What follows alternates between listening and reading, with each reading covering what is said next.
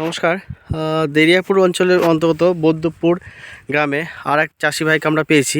উনিও কলম্বা চাষ করেছেন এবং এখানকার যেহেতু বেশিরভাগ জমি বৃষ্টির কারণে ভীষণভাবে ক্ষতিগ্রস্ত হয়েছে, তেমনই আরেকটাও জমিতে কলম্বা চাষ রয়েছে। দাদার কাছে আমরা জেনে নেবো। দাদা, আপনার নামটা? আমার নাম চয়ন সাহা। চয়ন শাহ। আপনার ফোন নাম্বারটা? 9434146998। আচ্ছা, আপনি কলম্বা কট নিয়েছিলেন? 5 প্যাকেট নিয়েছিলাম। 5 প্যাকেট নিয়েছিলেন। তো আপনি এই জমিতে চাষ করেছেন মোটামুটি, আপনি যেটা বললেন 1 তারিখে, 2রা ডিসেম্বর। হ্যাঁ। হ্যাঁ।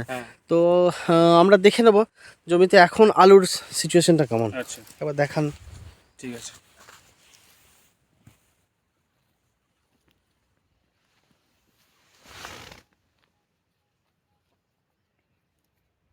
এই দেখুন, যে আলুটা আছে, হ্যাঁ, আলুটা আছে, কিন্তু এই দেখুন নষ্ট হয়ে যায়, পচে যাচ্ছে।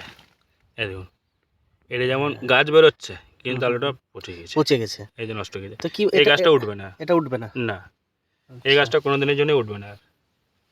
আচ্ছা, আরো দেখাবো, অন্য একটা ফেলে দেখি।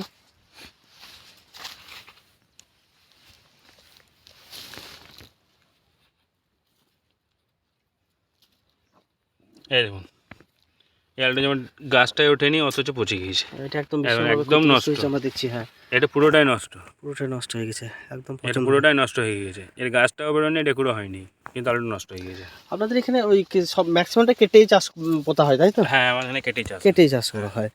তো আপনার যেটা মনে হচ্ছে বৃষ্টিটার কবলের জন্য, বৃষ্টির জন্য হ্যাঁ, আমাদের বেশি ক্ষতিগ্রস্তটা হয়েছে। বৃষ্টির জন্য বেশি আর এটা যদি আরো 20-25 দিন আগে হয়ে যেত, গাছটা যদি লাগানো হতো আমার, সেরকম অতটা হতো ক্ষতিটা হতো না।